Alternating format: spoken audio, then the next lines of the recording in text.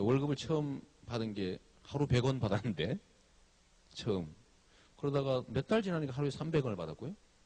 그 다음에 되니까 한 500원 정도, 일당. 그러니까 매달 막 올랐어요. 그러니까 진짜 꿈이 있었죠. 월급이 막 오르는 꿈. 근데 지금 아까 알바했던 친구는 그런 꿈도 없는 거죠. 정말 어려운데, 국가가 그러면 국민에게 뭘 해야 되느냐. 좋은 정보를 하나 접수했습니다. 연예인에 대한 거. 우리가 아까 제가 얘기했죠. 복지라고 하는 거는 국민을 위해서라기보다는 시스템 자체를 유지하기 위해서인데, 지금 제가 좋은 첩보를 기본소득 또는 청년배당 또는 보편적 복지라고 하는 게 사실은 우리 사회는 너무 수준이 낮아서 이거를 보게 될 뉴스 하나를 뭐 제가 말씀드릴 수가 당대표 하시던 김모성 씨가 복지 많이 하면 국민이 나태해진다. 10명이 모이면 복지 많이 하는 이재명은 악마. 이런 얘기 했잖아요. 얼마 전에 누가 개돼지라고 그래가지고 국민은 개돼지라고. 근데 얼마 전에 또 홍모표 지사가 우리가 갇혔었는데 도민을 보고 백언망덕하다고 그랬어요. 백언망덕. 읽어봤었죠. 자기가 은혜를 줬다고 생각하는 거예요. 내가 도민들 빚을 갚아주는데 이것들이 감히 은혜도 모르고 이렇게 말하는 거죠. 근데 이게 뭡니까? 국민을 주인으로 생각하는 게 아니라 이재명 시장한테 질문하는 학생들이 있는데요. 아주 좋은 질문하는 학생이 한 명 있었어요. 아이고 이 개돼지 같은 것들 이거 많이 먹이면 이거 게을러지는데? 응? 실제 그렇게 생각하고 있어요. 실제로. 국민은 개돼지로 생각하는 거죠. 지배 대상. 저 주권자, 우리의 주인 이렇게 절대 안 하죠. 우리 밑에 지배하고 있는. 그래서 또 한 친구가 또 유명한 말을 했죠. 이게 지난주에 신분제를 공고화해야 된다고. 지난주에. 자기들은 이미 신분제가 돼 있다고 생각해요. 신분제를 해야 된다가 아니라 신분제를 공고화해야 된다고 생각해요. 진짜 그렇게 생각하고 있어요. 이미 이 사회는 1% 이내 소수자들이 이미 공고하게 지배계층을 만들어서 지배하고 있다고 생각합니다. 지배하고 있다고. 근데 국가의 원래 기능이 뭡니까? 국가의 권력을 행사하는 사람들이 가지고 있는 그 권력, 또 그들이 쓰고 있는 돈, 예산, 이거 누구 거예요? 국민 거잖아요. 그러면 국민의 삶을 개선하는데 우리가 쓰는 돈을 종류별로 좀 나눠보면 그 원천은 다 세금이고 국민이 내는 거고, 질서 유지 비용, 안보 유지 비용, 그 다음에 이 필수 비용이죠. 그 다음 단계에 쓰는 비용이 뭐냐면 국민들의 삶을 개선하는 비용. 무엇인가에 대한 되게 이렇게 나눌 수가 있는데 거죠. 이 첫째, 둘째 비용은 적을수록 좋아요. 나머지 세 번째 비용, 국민의 삶을 개선하는 비용. 요거를 보통 우리가 복지라고 부르는데, 복지 지출하고 이건 사실 많을수록 좋은 거죠. 그래서 복지비죠. 예산은 많이 낭비하는 게 좋은 게 아니라 필수 비용에 많이 쓰면 안 좋아요. 이거에 대한 비용은 최소화해야 돼. 국방 아니면 질서 유지, 이 비용은 쓸 수 있다면 최소한으로 쓰고 최대한 아껴서 국민한테 되돌려 줘야 되는 거죠. 이걸 우리가 복지라고 부르는데 이걸 이 사람들은 공짜라고 생각하고 있는 거예요. 자기들은 진짜 공짜라고 생각해. 이거 주면 버릇 나빠지는데 왜 일 안 하는 사람한테 공짜로 주지? 그러니까 자기들이 이런 거 공짜로 많이 주면 국민들이 일을 안 하는 이런 식으로 인식을 한다라는 거죠. 청년배당 제가 쑥스러워 죽겠는데요. 1년에 50만 원이에요. 원래 100만 원 책정해놓고 예산도 다 편성해 놨는데 정부에서 소송을 해가지고 지금 반만 주고 있어요. 제가 소송 이건 나머지 한꺼번에 줄 거예요, 내가. 그 공헌한 거예요. 지금 놔뒀어요. 겨우 1년에 50만 원. 자, 한 달에 50만 원씩 줬다고 쳐봐요. 50만 원 받았으니까 일 안 할 것 같습니까? 야, 50만 원 나오지 일하지 말아야지. 그럴 리가 없어요. 부러워요. 그러니까 더 열심히 하겠죠. 정말 부럽습니다. 여기다 더 해야게 하죠. 근데 지금은 다음에 또 이제 이 영상이 끝나면 사람들이 기초생활수급자로 대상이 돼가지고 돈을 받고 있으면 요 소득 기준을 딱 벗어나는 순간에 대상이 탈락되잖아요. 그래서 일 안 해요. 어떻게 자신의 땅값을 수입이 불리나? 생기면 탈락돼 버려요. 일 안 해요. 일하면 안 돼 이렇게. 딱 그 기준에 맞춰 그만큼만 딱 일해요. 진짜로 일 못하게 하고 많이 있는 거는 오늘 방송. 보편적 복지가 아니라 선별 복지가 일을 못하게 하고 있는 거예요. 실제로 한번 보세요. 노동력 상당수가 이미 기초생활수급자로 정해진 순간에 일정 소득 이상이 되면 탈락되기 때문에 일을 안 하고 있습니다. 여기는 이미 노동시장에서 퇴출돼 버렸어요. 이미. 절대 안 해요. 세금 안 잡히는 일은 조금씩 해요. 종이를 줍거나 뭐 이런 거. 그런데 정상적인 세금을 내야 되는 일은 하면 딱 내는 통계에 잡히는 순간에 바로 탈락이죠. 그러니까 일 안 하기 위해서. 그래서 이 복지 지출이라고 하는 건 실제로는 정부가 생각하는 거하고 완전히 다릅니다. 근데 제가 하나 정말로 질문하고 싶은 게 그런 거죠. 정부 입장에서, 예를 들면 관료 입장에서, 정치인들 입장에서 진짜 그렇게 생각하고 있을까? 아니면 말로 하는 걸까? 정말 궁금해요. 여러분들 어떻게 생각하세요?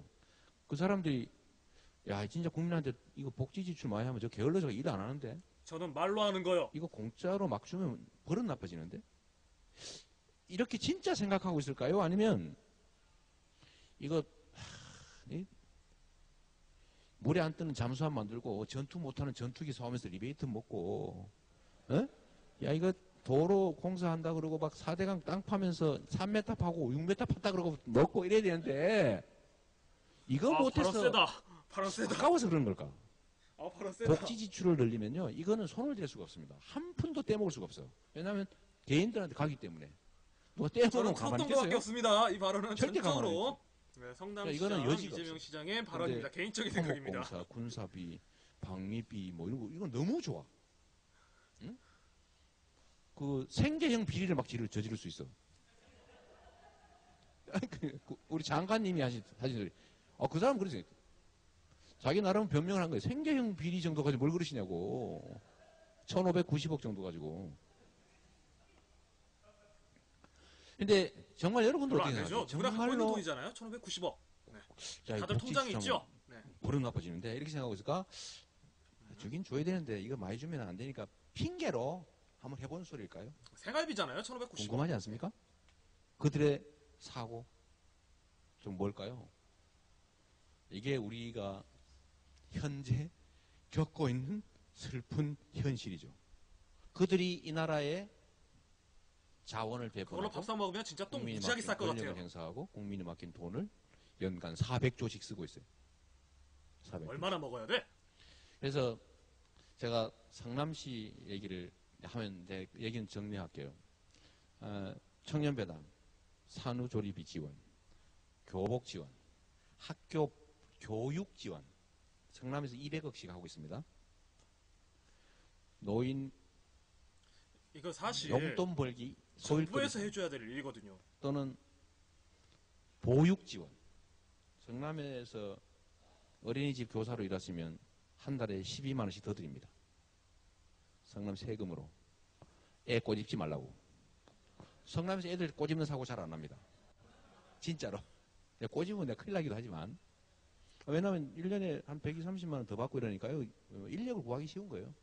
성남에 가서 하고 싶어요. 보육교사들이. 그러니까 쉽게 구할 수 있죠. 네, 박수 쳐준 거예요? 그렇죠. 근데 박수 칠 필요 없어요. 1,000억 뺏기면 박수! 곧 못하게 박수! 돼. 자, 듣고 계신 분들도 박수! 하여튼 이렇게 하는데 다 든 돈이 1,000억이에요. 딱. 1,000억. 정부가 이번에 성남시에 1,000억 뺏어가겠다 그래가 제가 요 앞에 가서 농성하고 막 그러고 있었는데 딱 1,000억을 뺏어가지고 이 일을 못하게 하겠다고 작전을 짠 것 같습니다. 광화문에서 하셨죠. 근데 하여튼 1,000억 정도인데 그럼 인구 1인당 10만 원이거든요. 그러면 요런 성남으로 이사가자 서울시장님한테 미안한 얘기인데 이 중에도 분명히 성남으로 이사가자고 생각하는 사람이 있어요? 없나 봐? 있죠. 솔직히 있다 그래. 서울시 직원들 혹시 나중에 뭐 어떻게 할까 그러는 말인데 저요. 예, 저 가고 싶어요. 저한테는 못 그러니까. 근데 이런 농담, 반진담 얘기가 나올 수 있을 정도로 어쨌든 약 차이가 있는 정책을 만드는데 사람 한 명당 10만 원. 총액 1,000억. 나라로 따지면 얼마예요? 5조 원인데 5천만 명이니까 50배 아닙니까? 5조 원인데 쉽게 말해서 네. 정부가 5조 원 모바일로 예산을 보시는 분은 투자해서 인구 야 집계가 성남에 하는 거 다 되는데 해버려. 채팅창에는 들어왔다 자꾸 나갔다 이상한다 뭐 그러니까. 이런 게 안 뜨나 봐요. 이러면 우리나라가 성남처럼 다 행복해질 거 아닙니까? 5조 원이 없냐?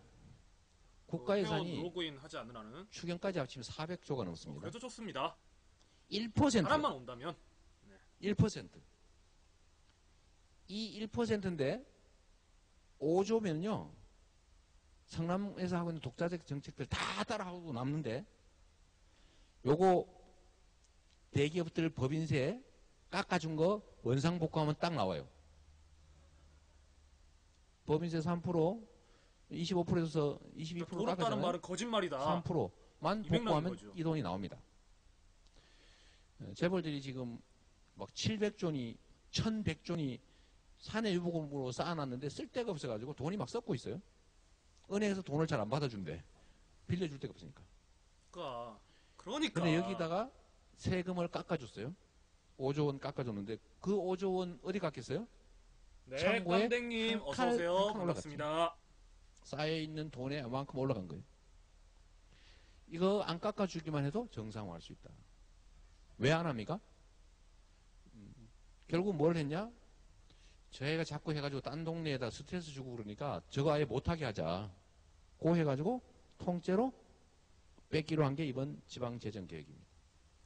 여러분들은 서울 사니까 잘 모를 수 있는데 이거 뭐 전 세계에서 보고 있는 방송이라니까 내가 하는 얘기인데 성남과 이번에 대상이 된 6개 도시는 부자 도시 맞아요. 도시는 부자예요. 도시는 부자인데 그래서 시민들이 세금은 많이 내요. 1인당 17만 원씩 더 내고 있어요. 글자를 잘 못 문제는 봤어요. 정부에서 주는 죄송합니다. 교부세, 정부 보조금이 없기 때문에 간섭이 안 돼서 자율적으로 운영하고 있거든요. 자율적으로 운영하다 보니까 이재명이가 말을 안 들어. 하지 말라는 거 자꾸 하고. 공사비 좀 더 줘라, 업자들한테. 불쌍하니까. 그래서 내가 못하겠습니다. 했더니 또 건방지게. 청년배당 하지 마. 그런데 왜 못하게 합니까? 그냥 해. 이렇게 말을 안 듣는데 실제로 1인당 예산은 다른 데보다 28만 원이 적습니다. 여기가 자치단체는 더 가난하다고요. 쉽게 말하면. 다른 도시보다. 왜? 정부에서 지원을 안 해줘. 교부세 지원이 없어요.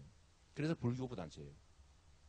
1인당 예산은 더 적은데 아끼면 딴 데 쓸 수 있으니까. 근데 다른 교부단체 정부 지원을 받으면 아끼면 어떤 일이 벌어지냐? 정부에 돌려줘야 돼요. 내년에 교부금 지원액이 깎여. 너 돈 남나 봐. 깎어. 어떻게 되겠어요? 예산을 아낄 필요가 없어지죠. 아껴도 딴 데 못 써요. 이게 지방자치가 헝클어져 있는 거죠. 그래서 돈을 뺏기로 했는데 결국은 나라에 돈이 없는 게 아니라 도둑이 많은 게 확실한 거죠. 우리 허모 씨가 하신 말씀이잖아요. 그죠? 허모 씨 저 참 훌륭한 얘기했어요. 이 양반이 여러 가지 얘기를 했는데 그중에 진짜 명언이 이거야. 웃어야 될까요? 울어야 될까요? 나라에 돈이 없는 게 아니라 도둑이 너무 많은 거다. 와, 이 정말 명언이죠. 근데 이거 지금 딱 증명하고 있는 거죠. 5조 원이 없냐? 있죠. 충분히 있죠. 그래서 제가 정리삼아 말씀을 드리면 우리 청년배당 청년들한테 정부에서 쓰는 돈이 청년 실업인이 뭐 이런 대책 쓴다고 하는 게 2조 원이거든요. 자기들 말로 그래. 뭐 어디다 쓴지 모르겠는데. 근데 어디다 쓰나 봤더니 청년을 고용하면 기업체에 한 달에 50만 원씩 줘.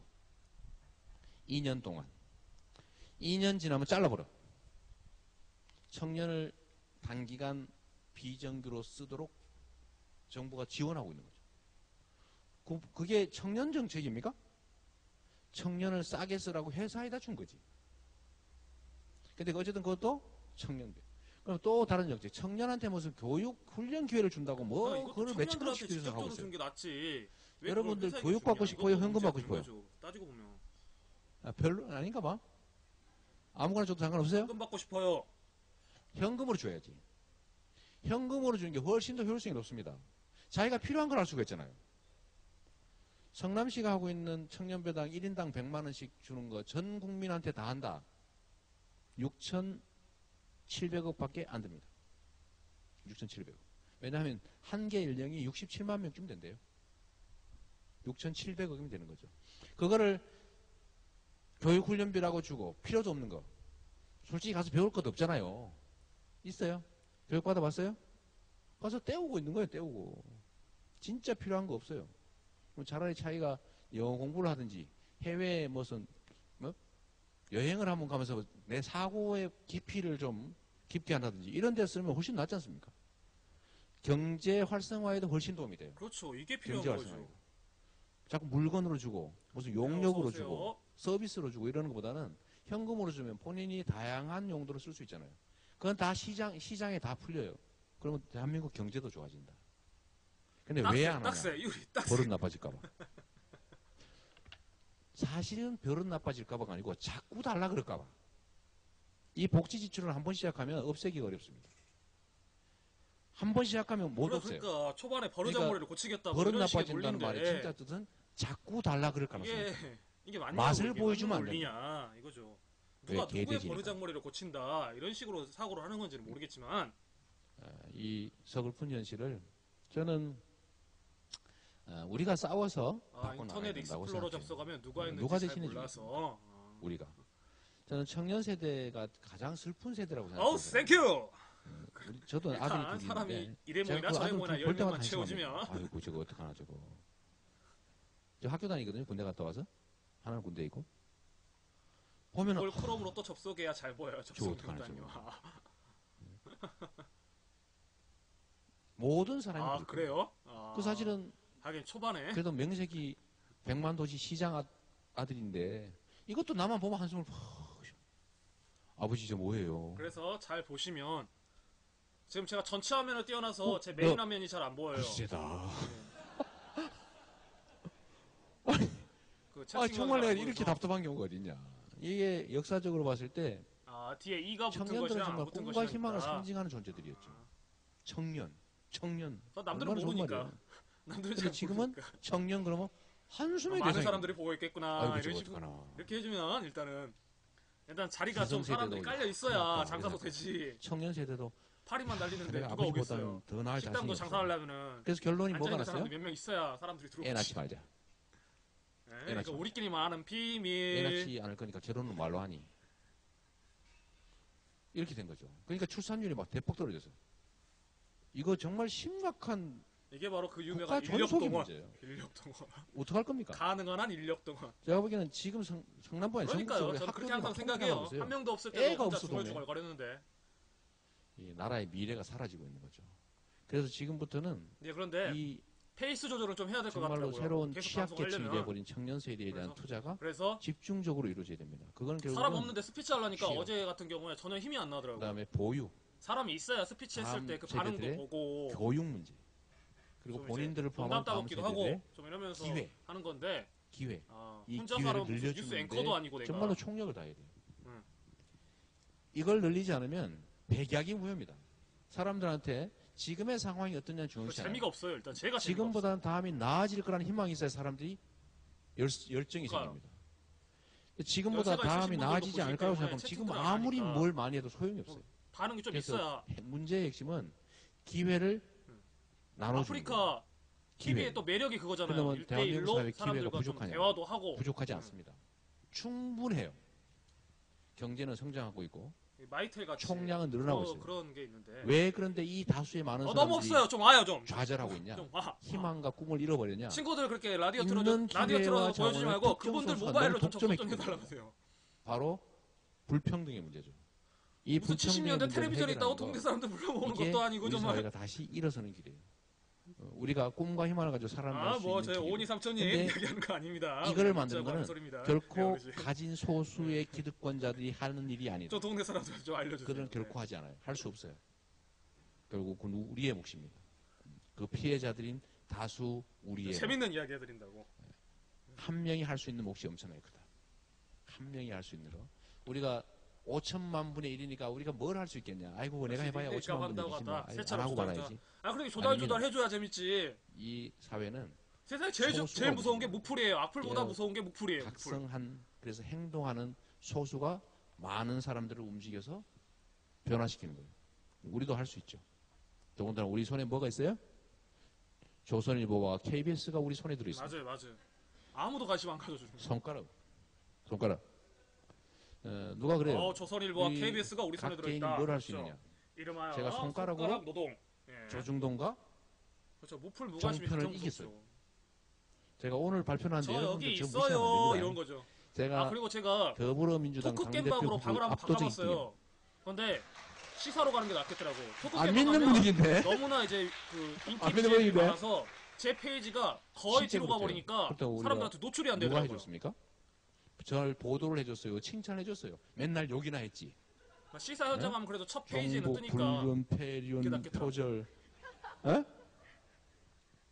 온갖 욕만 뒤따 먹었는데 잘못해서 누를 수가 있잖아요. 제가? 잘못해서 압도적으로 너무 사람이 제1야당의 당대표 후보로 잘못해서 들어오면 예, 일단 여론조사에 나왔대요. 원하시는 대로 뭘로 하죠. 강의했어요?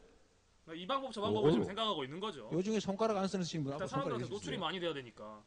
이걸로 무슨 요즘에 뭐 노출증 환자도 아니고 스마트폰과 내가. 네트워크, SNS로 우리 동료들과 만든 새로운 역사입니다. 이거는 한 개인이 얼마나 많은 걸 할 수 있나라고 하는 걸 사실은 노출이 많이 보여준 돼야 거죠. 돼.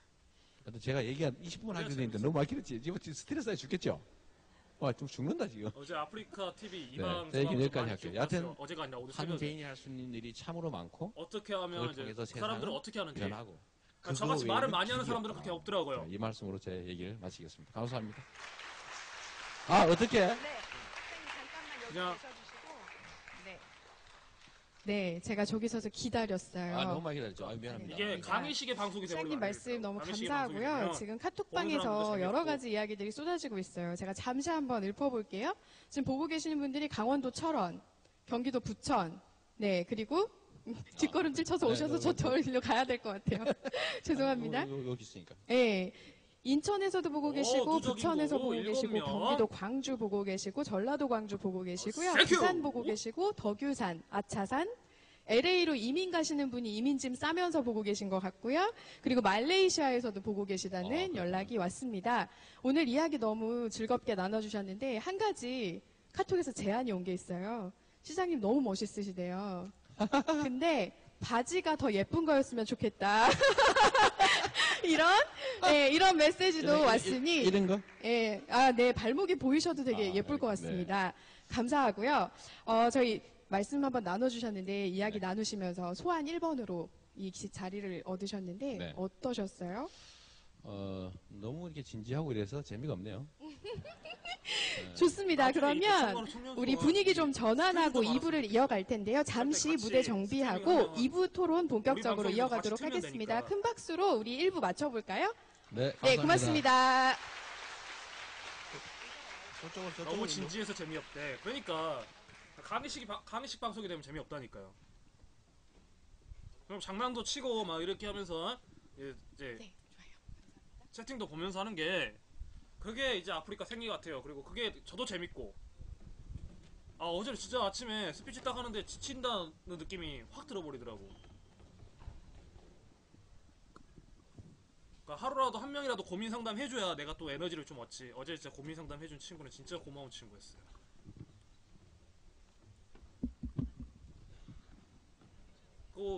저희 게시판에도 그거 하나 만들었어요. 좀 일지식으로 고민 있으면 그 고민했던 사람들 거 좀 간단하게 요약해서 좀 적어 놓으려고요. 네, 저희 영상 어제부터 잠깐 보고 갈 수 있을까요? 네, 고맙습니다. 아이디어는 많은데 일단 사람이 모여야지. 사람이 가게만 열면 뭐 하겠어.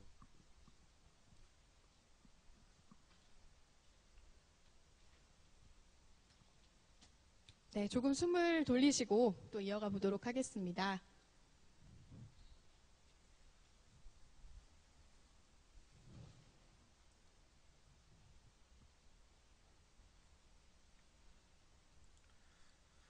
이게 서울시에서 준비해준 동영상이고요. 되게 설레요. 혹시 이게 영상 참여들을 클릭하실 보기 위해서 때까지 제가 되게 푸는 설레는 거니까 혹시 마음입니다. 저작권상의 문제가 있으면 갈까요? 언제든지 제가 내리도록 하겠습니다.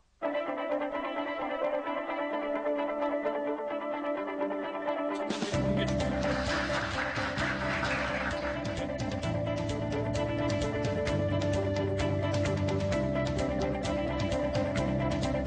그동안 방송국에서 깨달았던 것은 지금 여기서 제일 약한 사람이 소리를 좀 힘이 있는 줄여라. 사람이구나. 언제든지 뛸 수 있도록 도와주면서도 제가 바깥으로 나가 떨어지지 않을 수 있도록 저를 이렇게 받쳐주는 네가 좋아하는 비슷한 게 커피한 잔을 사줄 수가 있다라면은 그런 사람이 1000명이 모이면은 월 300만 원이라는 돈이 생깁니다.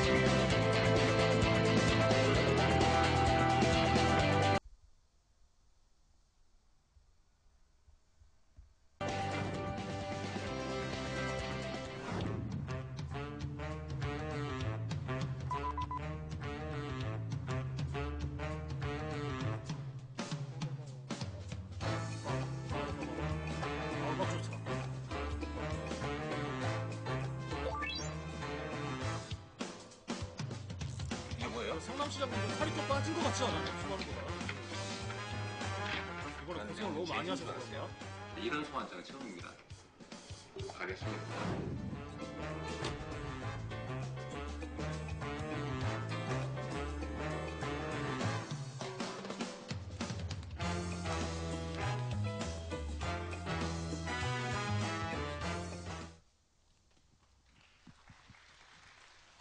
네, 감사합니다. 저희 2부 토론을 본격적으로 시작을 해보도록 하겠습니다.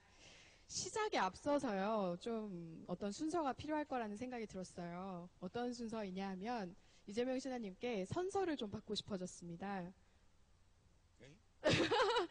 선서를 받으려고 하는데요. 시장님 손을 이렇게 해주시고, 네, 제가 말하는 거를 따라서 한번 반복해 주시면 됩니다. 성남시장, 나 성남시장 이재명은 저 성남시장 이재명은 이 자리에서 이 자리에서 꼰대도 꼰대도 개저씨도 아닌 개저씨도 아닌 진실만을 말할 것을 진실만을 말할 것을 다짐합니다. 다짐합니다. 저랑 하이파이브 한번 해주시고요. 감사합니다. 선서 박수 보내주시고요. 이거 원래 프로그램이 없던 건데 이렇게 아, 죄송합니다. 팩트하고 네, 시사타파가 저희가 뭔가 좀 필요하다는 거의 생각이 이제 시사 청년위원들이 쪽은 막 거의 의견을 네. 주셨어요. 왕자의 자리를 선서를 찾아보네요. 받았습니다. 이 시간 지금 청년이 아닌데 나 여기 있어도 괜찮냐, 토크 청년이 캠방에서 아닌데 이제 카카오톡에 망치부님이 말해도 이제 괜찮냐, 어떻게 보면 굉장히 혼자 다양한 세대가 말을 있으신 거고. 걸어주고 계세요. 근데 대청마루위원회는 범세대 간 대화기구입니다. 험난한 지금 이 시장이에요. 이야기의 장이 굉장히 멋있고 아름답다고 생각이 들고요. 누구나 청년의 시대를 살았고 또는 마음 맞는 청년이기도 하고요. 그래서 부담 없이 이야기 나눠주시면 정말 감사할 것 같습니다. 지금 카카오톡 방에서 울산이다, 대구다, 파주다 자기 방에 막 100명이 지역 계속 들어오면 올려주고 어떤 느낌일까? 계시거든요. 전국 각지에서 또 전 세계에서 함께해주고 계시는 분들께 다시 한번 감사하다는 말씀 전합니다. 그러면 오늘 이 자리에 저희가 모시게 된 청년 패널들부터 소개를 드리면서 그래서 한 토론을 달 안에 시작해보도록 4만 위에서 하겠습니다. 8천 위까지 첫 번째로 점프했으니까. 7분 마이크로 오늘 열어주셨던 급속한 성남에서 발전이긴 오신 해요. 청년배당의 주인공 우리 박경란 씨 여기 모셨습니다. 박수로 한번 환영해 주시고요.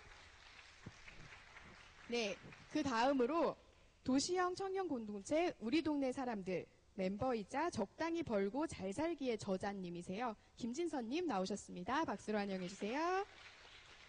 그다음에 세 번째 우리 복지국가 청년 네트워크에서 활동하면서 대청마루 청년위원으로 활동하고 계시는 문유진님 나오셨습니다. 네, 그리고 오마이뉴스에서 기자로 계시면서 청년 주거 그러니까 다 이런 청년들의 관련한 활동이 있다는 특집들을 거죠. 우리가 주목을 못 지속적으로 받아서 해오신 그렇지. 김동환님 나와주셨고요. 네, 마지막으로 이분은 진짜 멀리서 각자 역할 오셨어요. 잘해내고 있는 정말 거죠. 어디서 오셨냐면 전라남도 순천에서 청년 네트워크를 꾸리고 지금 운영하시면서 와, 순천택이라고 멀리 하는 게스트하우스를 운영하고 계신 김혜민 님도 나와주셨습니다. 네, 지금 이 자리에 나와 계신 청년 패널들 뿐만이 아니라 현장에서 보고 계신 여러분들 그리고 카카오톡, 페이스북 다양한 채널을 통해서 6명만 보고 계신 오면 모두가 제가 썰을 푸는데 패널이세요. 오늘 올까요? 그 중간중간 10명이 된 적이 제가 있었던가 질문 있으신 분들 여쭤볼 거니까 질문 있으신 분들은 손 들어주시고 누적 질의해 인구수로 주시면 바꿀까요? 누적 감사하겠습니다. 인구수로?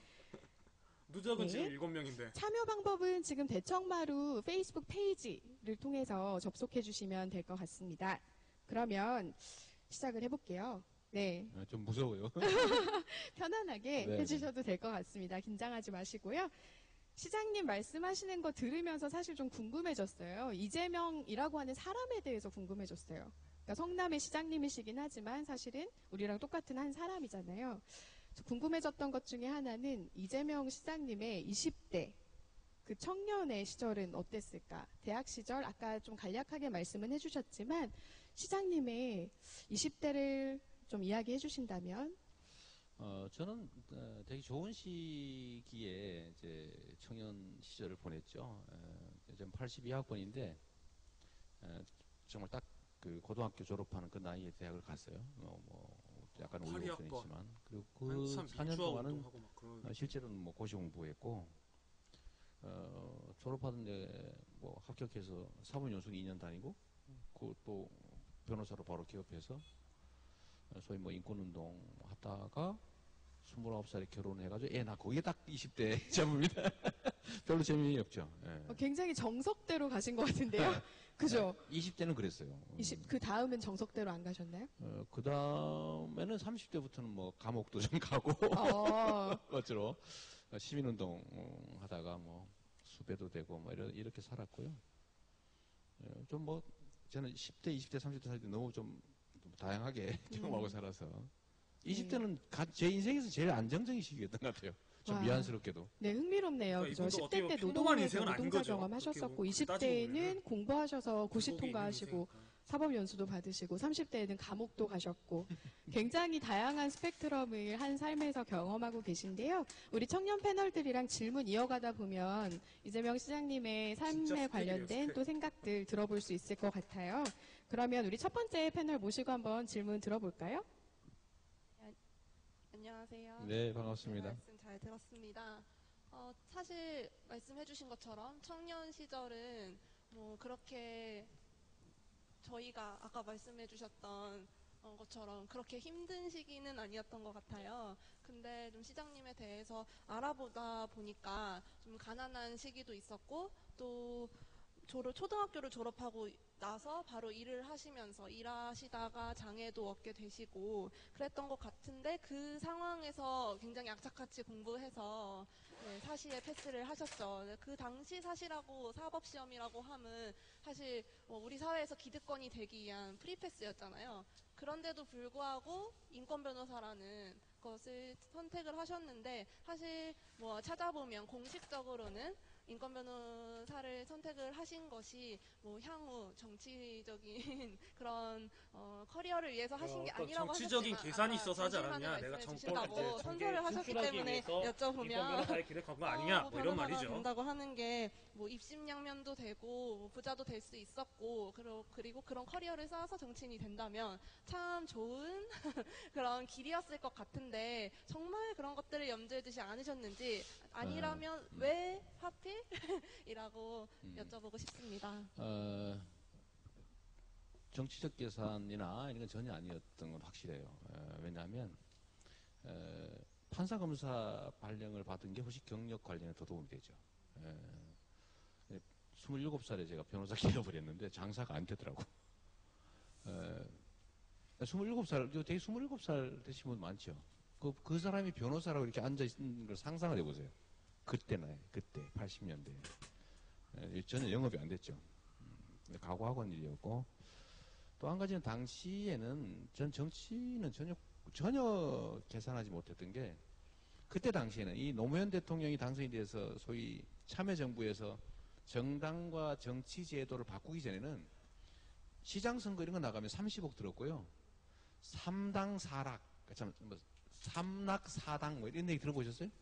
30억 쓰면 당선, 40억 쓰면 좀 낙선, 40억 쓰면 당선 이런 얘기. 3당 5락 뭐 이런 얘기 만들어요.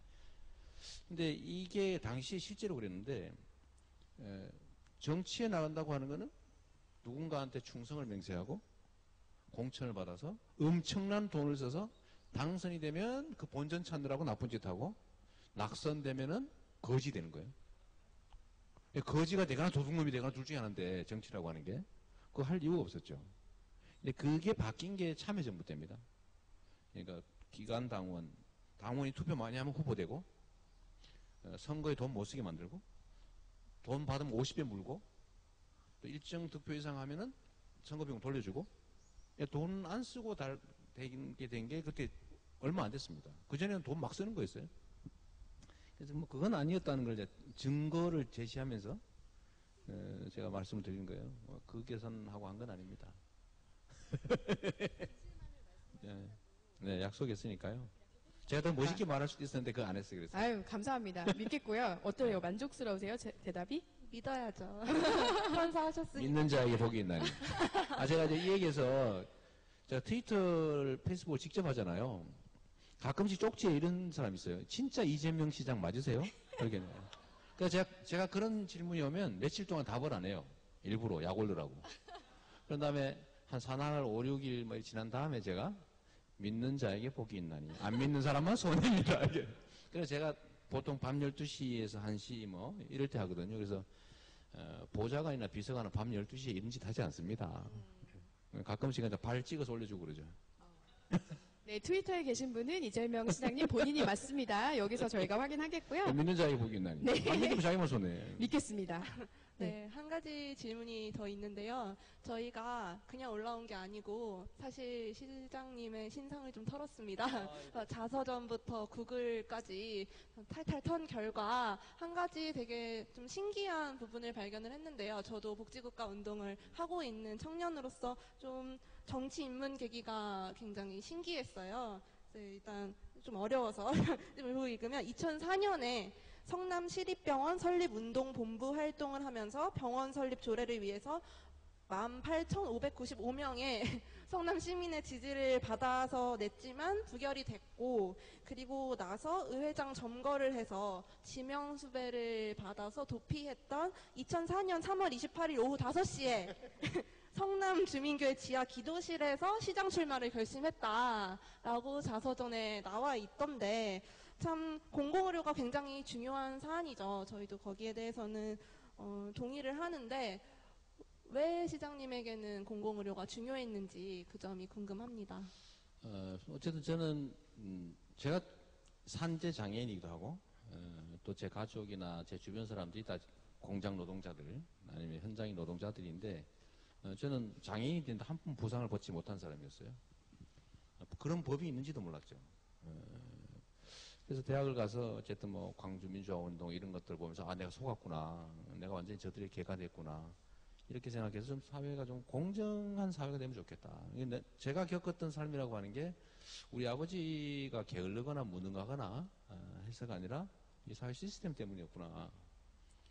그래서 그런 생각 때문에 세상이 또 나, 또 내 주변의 사람들, 또 내 다음 세대들 이런 사람들은 좀 공정한 환경에서 일을 하면 좋겠다, 일할 수 있으면 좋겠다 이런 생각을 해서 제가 이제 사회운동을 하기 위해서 성남으로 다시 되돌아가서 제가 노동자로 일하던 곳에 지금 소위 노동인권 변호사 이런 것들을 하고 있었는데 노동자 지원 활동을 했죠. 노동자 지원 활동을 했는데 2002년에 그 성남에 있는 병원 두 곳이 문을 닫은 거예요. 그래서 처음에 그 병원 노동자들이 일종의 그 폐업 저지 투쟁, 폐업 철회 투쟁을 해서 저는 원래 그 전담이니까 그 지원 삼아 뭐 이렇게 왔다 갔다 하다가 그 사람들이 내세운 구호 중에 하나가 돈보다 생명을 일이었어요. 근데 이분들이 이제 자기들의 복지 투쟁이기도 하지만 이거 공공의료라고 한 게 중요하다. 의료는 돈벌이 수단이 아니다. 이거는 공공 서비스다. 라고 하는 얘기를 듣고 제가 띵한 게 있었죠. 보통은 우리가 사람들이 굶어 죽게 생기면 밥을 주고 헐벗으면 옷을 주고 최저한으로 정말 어디 잘 데가 없으면 주거를 주는 거죠. 그게 이제 복지 정책이잖아요. 근데 제가 그때 보니까 사람이 치료를 못 받아 죽게 되더라도 거기는 버려져 있는 거예요. 그러니까 먹고 사는 문제는 정부에서 복지라는 이름으로 어느 정도 책임을 지는데 희한하게 죽고 사는 문제는 관심을 안 갖고 있더라. 이건 완전히 돈벌이 하는 거고 돈 없으면 병원 앞에서 죽는 거예요. 그때 당시에. 딱새님 이거 식사를 이상하다 하셨어요? 이거. 라고 해서 의료라고 하는 돈벌이가 아니라 국가가 행해야 될 중요한 공공 서비스인데 이게 묘하게 버려져 있는 영역이다. 이걸 알아냈어요. 그래서 공공의료원 설립운동을 그때부터 시작하게 됐는데 그게 마음대로 안 되더군요. 온 동네 시민들은 다 좋아하고 시의원들은 개인적으로 가면 다 서명을 하는데 표결하면 부결이야. 아이만 이상하죠? 챙겨주고 병원에 서둘러 가느라. 그러니까 대중은 원하는데 정략적으로는 동의하지 않는 거죠.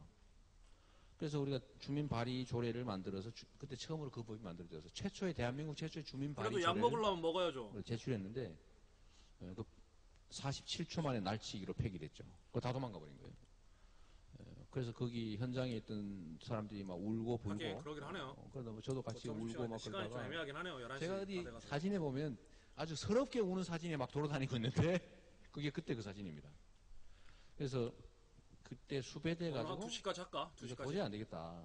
이게 11시 바깥에서 정도 되면 이제 감시 고민한다는 견제 사람들 좀 활동 들어오긴 가지고 하는데. 될 일이 아니다. 근데 마침 그때 참여정부가 이런 선거제도를 대폭 바꾼 딱 다음이었어요. 하긴 그렇긴 해요. 그래서 제가 끝나면 2006년 거의 출마했다가 떨어졌죠.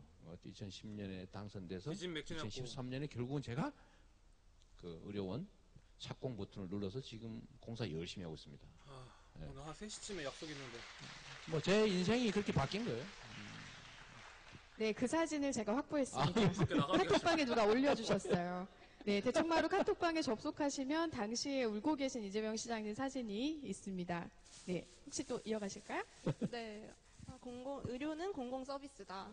네, 돈이 없어서 치료를 못 받고 생명을 잃는 일이 없어서 안 된다는 것에는 누구나 공감을 할 것 같고요. 또 최근에 메르스 사태라든지 뭐 그런 것들을 거쳐오면서 국민들 사이에서도 공공의료의 중요성에 대한 인식도 높아지고 있는 것 같아요. 그러면 그런데 점심도 이제 늦게 먹어야 의료 돼서 문제라고 하면 아니, 그러긴 청년 하겠어요. 근데 문제와는 이게 좀 동떨어져 있어 보이기도 반복적으로 하는데 이런 사이클이면 별로 안 사실 저희 좋잖아요. 단체는 그렇게 생각하지 않거든요. 그리고 또 시장님께서도 아까 청년에 대한 투자를 계속 말씀을 하셨는데 청년들이 건강해야 또 일을 할 수 있고 일을 해야 나라를 지속해 근데 나갈 그러긴 수 그래요. 있고 방송 그런 끝나고 측면이 있는 나면 것 같아요. 입맛이 그런데 없긴 해요, 그래도 진짜. 청년들은 좀 비교적 가벼운 기운이 질병에 빠져버리니까. 걸리기는 하죠. 그래서 저희가 뭐 알아본 바 유럽의 복지 선진국 같은 경우에는 예방의학이 굉장히 발달해 있고 청년들한테 무료로 예방접종을 해준다거나 아니면 뭐 건강검진을 받게 해준다거나 이런 시스템이 발달해 있는 것 같아요. 네, 그런 측면에서 저희가 굉장히 놀랐던 게 제가 시장님께서 지난 지방선거 때 공약으로 주치의제도를 내걸으셨더라고요. 그런데 공약을 내셨으면 아침에 지키셔야죠. 저도 계란 프라이만 먹고 그런데 공약이 좀 미뤄지고 있는 것 같더라고요. 주치 제도라는 것을 공약으로 내걸었을 때 상당히 저는 놀라웠거든요. 그래서 그런 걸 공약으로 내걸었던 이유와 그리고 지금 왜 좀 미뤄지고 있는 것인지 네, 궁금합니다. 근데 대한민국의 공공의료 비중은 뭐전 세계 최하위 수준입니다. 전 세계. 말도 자주 해야 될지. 아주 아이고, 대표적인 사람들 예가 좀 왔으면 메르스 좋겠는데. 사태 때 메르스 환자들은 격리 수용일이잖아요. 격리 수용할 병실이 없는 거예요. 전국에 99개인가 밖에 없었어요. 그러니까 사람의 전국에. 욕심이 끝이 없는 거예요. 근데 99명 밖에 수용이 안 돼. 그래서 그때 뭘 했냐면 컨테이너, 그 다음에 저거 있죠, 왜 캠핑카 이런 걸 막 샀어요. 그래서 캠핑카를 격리병동으로 쓰고 막 그랬는데 이게 지금 메르스 사태 국가의 때 이야기를 하고 있는 겁니다. 제1 의무는 국민의 생명 국가의 안전을 역할. 지키는 거거든요. 그래서 국방 중요하죠. 그런데 역사적으로 헌법에도 보면 보장되는 거니까요. 전쟁으로 죽은 사람보다 말이에요. 질병으로 죽은 사람이 훨씬 많습니다. 전염병으로 죽은 사람. 통계적으로. 흑사병이니 뭐 이런 걸로. 지금도 엄청나게 많이 죽어요, 사실은. 병으로. 전쟁보다 많이 죽는다는 거예요. 그런데 국방에는 투자를 많이 하죠. 해먹기가 좋아서 그런 것 같아요. 그런데 이 전염병 예방이나 국민보건의료에는 투자를 거의 하지 않아요. 거의 하지 않을 뿐만 아니라 하는 걸 자꾸 막아. 우리 아까 홍모 선생 백원망덕론을 하신 분이 공공의료원을 폐원을 해버렸죠. 진주의료원 없애버렸죠. 그러니까 정부는 이거는 낭비다 이렇게 보는 거죠. 낭비다. 그래서 저는 반대로 보는 거예요. 저는 민선 두 번째 시장 선거에 당선된 후에 해야 될 핵심 과제로 국민의 생명과 안전을 지키는 게 중요하다. 그래서 의료, 그 다음에 공정한 기회 보장을 위한 교육, 네, 어서 오십시오. 반갑습니다. 그 다음에 안전. 근데 네, 모바일로 그중에 하면 이제 아이디가 안 의료 떠서 영역에 그냥 숫자로만 제가 보게 돼서 얘기는 예. 그 시민주치, 시립의료원 건립, 그다음에 치과주치, 어린이 치과주치 이런 게 그래도 반갑습니다. 일단 시립의료원은 열심히 잘 짓고 있고 어린이 치과는 지금 하고 있어요. 그 정부가 동의했어. 그건 또 희한하게. 왜 동의했는지 모르겠어요. 3억 2천 정도를 들이면 성남시의 4학년 어린이들을 전원 충치 검사를 해서 떼워주고 보완해 줄 수 있어요. 그럼 평생 고생 안 해요. 딱 그 변경 시기가 있거든. 그러니까 그거는 이미 이제 시행을 하고 있는데 주치 문제는 이 협의 과정이 심각한데 무조건 못하게 하게 돼 있어요. 지금 현재 상태로. 그리고 예산 투자 규모가 한 100억 정도 들어갈 텐데 많게는 한 150억까지 들어갈 수 있습니다. 내용에 따라서. 저희는 그걸 이제 하려고 하죠. 지금 계속 용역 중이에요. 근데 공공 주치의가 뭘 할 수 있느냐, 어느 법인까지 해야 되느냐, 얼마나 효율적이냐, 이게 되게 한 번도 해본 일이 없어서 연구할 게 꽤 많습니다. 그러니까 안 하는 건 아니고, 예, 하려고 준비는 하고 있어요. 네, 기대하고 있겠습니다. 하여튼, 의료, 교육, 안전. 성남의 안전 얘기는 우리가 순찰대도 있어요. 저 성남은 자체 경찰이 있습니다. 시민 순찰대라고, 원래 시민 경찰대라고 붙이려고 그러다가 경찰이 반대해가지고 시민 순찰대라는데 한개동에 18명씩 야간 순찰, 낮에는 뭐 동네 일도 좀 해주고, 낮에는 무슨 밤에는 경찰 뭐 이거 하고 있죠. 그러니까 하여튼 의료 문제는 앞으로 아마 대한민국 사회가 삶의 질이 점점 높아지면서 중요한 과제가 될 겁니다. 건강하게 사는 게 정말 중요하잖아요. 돈도 많이 들고 비싸고. 네, 감사합니다. 점점 사실 평균 수명이 늘어가고 있고 삶의 질의 문제가 갈수록 중요해지고 이렇게 노후에 우리가 노후가 사실 보장되지 않은 것 같은 상황에서 삶의 질이 어떻게 될지 모른다는 불안이 젊은 세대에게도 되게 크게 작동을 하잖아요. 네, 고민하시고 계시고 또 구체적으로 실현될 거라고 기대를 좀 해보겠고요. 말씀하시면서 되게 어깨에 이렇게 힘 들어가시는 거 그럼요. 느끼셨어요? 성남에는 시민 순찰대가 있습니다. 막 서울보다 많이 이러시면서 한다. 네, 제가 막 이 어깨가 이렇게 높아지시는 거를 느꼈습니다. 성남시 시립병원 이야기가 나와서 그러는데요. 시립의료원 부지 개발과 관련해서도 뭔가 이슈가 있었던 걸로 기억이 돼요. 그래서 관련해서 혹시 우리 동아님 모셔봐도 될까요? 네. 성남시 의료원에 대한 얘기를 많이 하셨는데, 이 개발하는 과정에서 약간 저는 좀 재밌는 풍경들을 많이 봐서, 원래는 이제 지금 이게 성남시 신흥동이라는 곳에다 지으려고 했는데, 논의를 해서, 옛 시청사 자리인 수정구 태평동에 짓는 걸로 해서 지금 열심히 짓고 있죠. 그런데 이제 원래 지으려고 했던 부지가 있었을 거잖아요. 이 부지를 성남시가 기존 지자체가 했던 방식과는 좀 다른 방식으로 관리를 하고 있어요.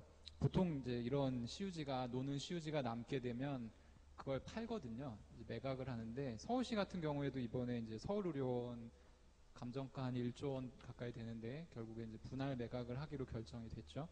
이제 성남시는 이걸 직접 개발 형태로 팔지 않고, 근데 제가 재밌다고 생각한 점은 어쨌든 시장님도 트위터에서 누차 막 이렇게 얘기하셨듯이 모라토리움 상황에 있는 지자체이고, 또 토지를 한 번에 판매해 버리면 좀 빚을 갚는데 더 효과적일 수도 있을 텐데 그렇지 않고 또 이제 그걸 개발하는 그런 생각을 가지게 된 이유가 뭔지 궁금합니다.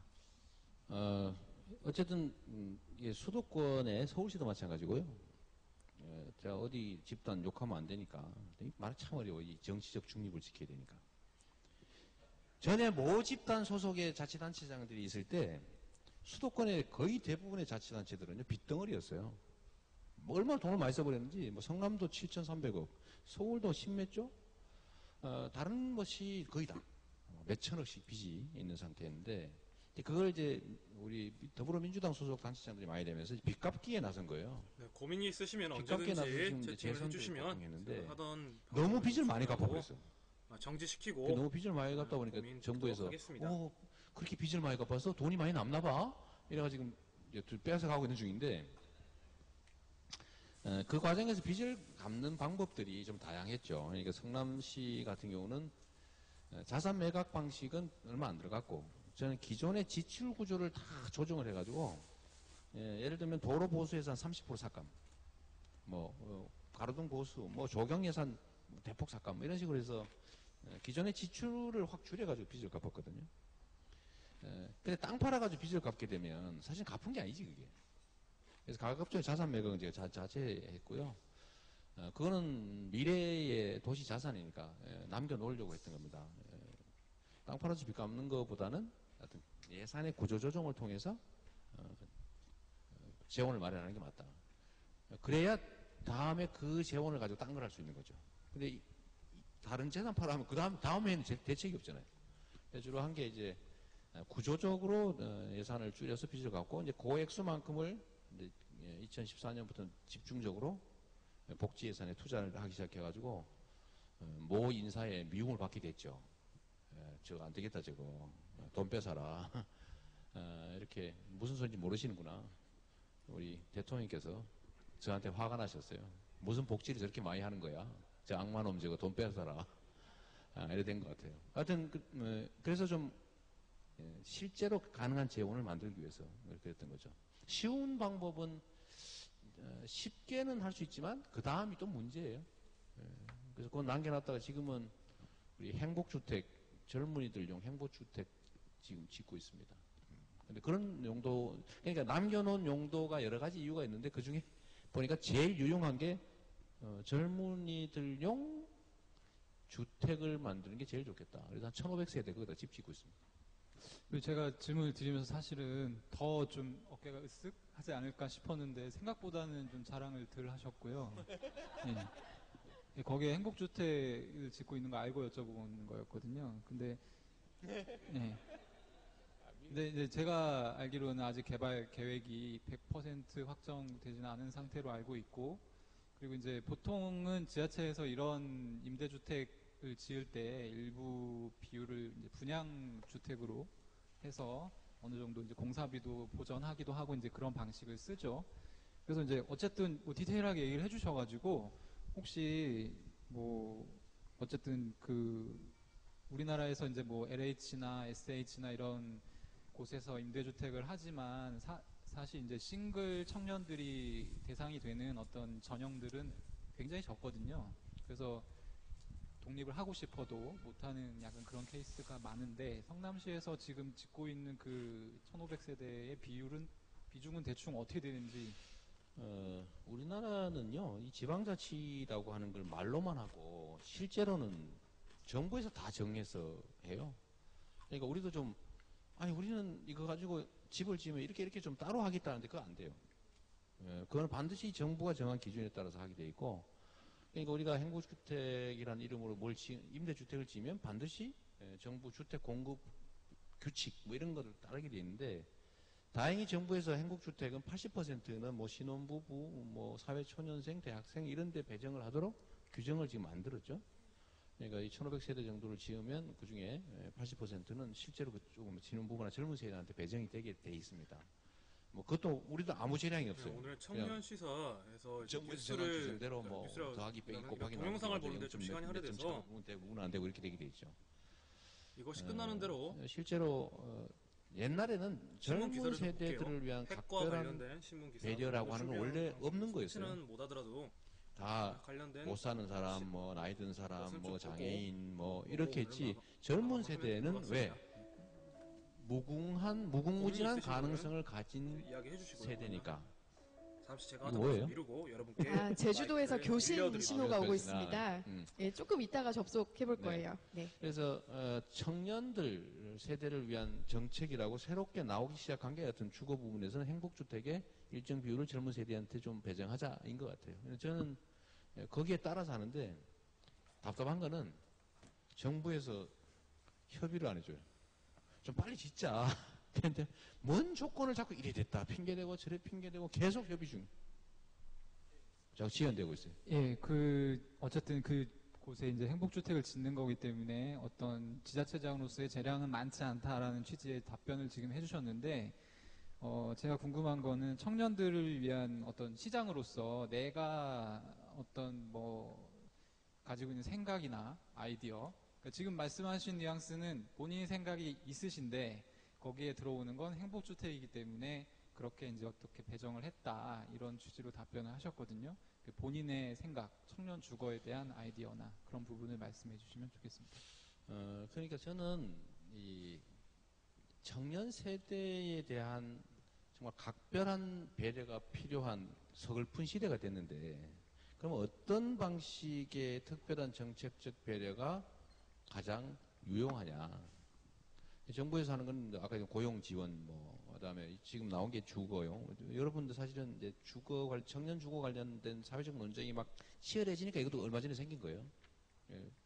역시 목소리를 내는 효과가 있는 거죠. 저는 그것보다는 사실 현금을 주고 싶은 거죠. 그게 훨씬 예산 사용의 효율성 측면에서 좋습니다. 훨씬 좋죠. 근데 이거 주택 문제는 우리는 이 정책을 행복주택으로 이 땅을 쓰자라고 결정하는 것 외에는 더 이상 할 수 있는 게 없다는 거죠. 그나마.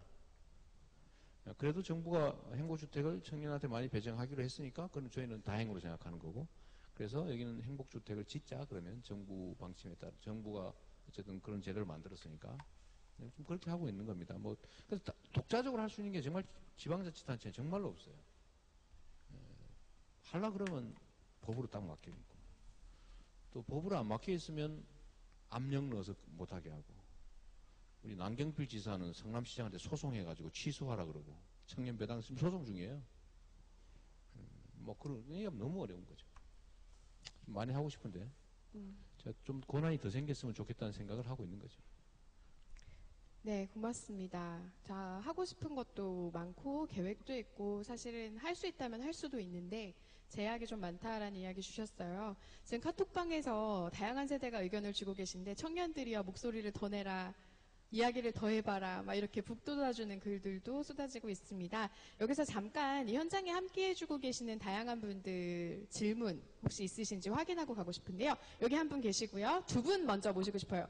이 앞에 계신 분 그리고 두 번째, 네, 두 분 질문 받고 또 이어가 보도록 하겠습니다. 마이크 전달 부탁드려도 될까요? 네, 간단한 자기소개도 부탁드리겠습니다. 예, 안녕하십니까. 저는 현재 그 복지국가 소사이어티에서 신임 연구원으로 지금 활동하고 있는 배경민이라고 합니다. 제가 이제 성남 이 친구가 시장님을 참 많이 굉장히 뵙고 질문 싶었는데 괜찮게 하더라고요. 조금 질문이 무거워질 수 있는데 두 가지만 질문을 드리겠습니다. 하나는 이번 더불어민주당 당대표를 이제 1위를 하셨지 않습니까? 그리고 그 내용에 대해서 12일 날 인터뷰를 하시면서 이번 주 내에 내가 답을 주겠다라고 하셨어요. 네, 오늘이 목요일입니다. 네. 내일은 금요일이고, 이제, 오늘 밤이나 내일 아침이나 크게 차이는 없을 것 같은데, 혹시 그 마음에 그 커서가 방향을 정하셨다면 살짝 언질이라도 좀 해주실 수 있는지. 일단 1번. 네, 그게 첫 번째 질문이고, 두 번째 질문은 아까 이거는 조금 성격이 다른 질문인데, 아까 말씀하신 신문제를 얘기하셨습니다. 신문제를 얘기하셨고 현재 고위직 공무원들과 그 관련 모 지자체 장이라든지 이런 사람들의 그런 좀 도덕적 해이, 정말 막말을 굉장히 많이 이재명 결과적으로 나왔죠. 7월 17일 날 이러한 신문제 그 방송이었어요. 공고히 하기 위한 결과적으로 수단이 이재명은 교육부에서 더민주 당대표 선거 불출마 선언을 했습니다. 일단 외무고시가 없어졌고요. 그리고 이번엔 사법시험이 없어집니다. 사법시험은 내년 2차 시험을 마지막으로 없어지고 로스쿨이 하나만 남게 됩니다. 로스쿨은 말 그대로 지금 계속해서 자료가 폭로되고 있지만 고위공직자들이 자기 자식에게 똑같은 숟가락을 물려주기 위해서 또는 내가 가진 금숟가락을 다이아몬드 숟가락으로 만들어주기 위해서 이게 중요한 거죠. 만들어지고 지금 행해지고 있는 시책입니다. 당시 이걸 제안하셨던 노무현 대통령께서도 돌아가시기 직전 2009년 3월달 MBC와 인터뷰에서 로스쿨은 내가 그리던 그림과는 다르게 시행되고 있다. 이것은 잘못된 정책이다라고 이야기를 분명히 하셨습니다. 그럼에도 불구하고 작년부터 이런 그 존치운동이 굉장히 활발히 일어났었고 그거에 대해서 이재명 시장님께서는 사법시험은 존치되어야 하는 것이 맞다. 그리고 올해 5월 달에도 인터뷰를 하시면서 사법시험과 로스쿨이 두 가지의 길을 가더라도 서로 경쟁하는 체제로 남겨놓는다면 그것은 결코 잘못된 것이 아니다. 국민들에게 훨씬 안전한 것이다. 라는 이야기를 하셨습니다. 그리고 제가 우려되는 것은 현재 로스쿨이 남게 될 겁니다. 황교안 국무총리가 대정부 질의에서 이제 사법시험이 유예라도 되게 되면 로스쿨은 위험하다라는 발언을 했기 때문에 그때 새누리당 오신환 의원의 질문에 그렇게 대답을 했는데 따라서 현재 조금 정부의 입장은 로스쿨을 옹호하는 입장으로 가 있다라고 저는 생각을 합니다. 그래서 이렇게 로스쿨이 남게 되면 저는 다음은 행정고시라고 생각을 합니다. 행정고시가 없어지고 행정대학원이라는 이름으로 로스쿨과 마찬가지로 비싼 등록금과 시험에 따른 성적이 아닌 부모의 뒷배경에 의해서 들어갈 수 있게 되고 그럼 똑같이 고급 공무원은 고급 공무원의 아버지를 둔 고급 공무원이 탄생이 될 겁니다. 사법시험이 없어지고 나서 얼마 지나지 않으면 우리는 판사 아버지의 검사 형의 나 변호사의 재판을 볼 수 있을지도 모릅니다. 비극적인 일이지만.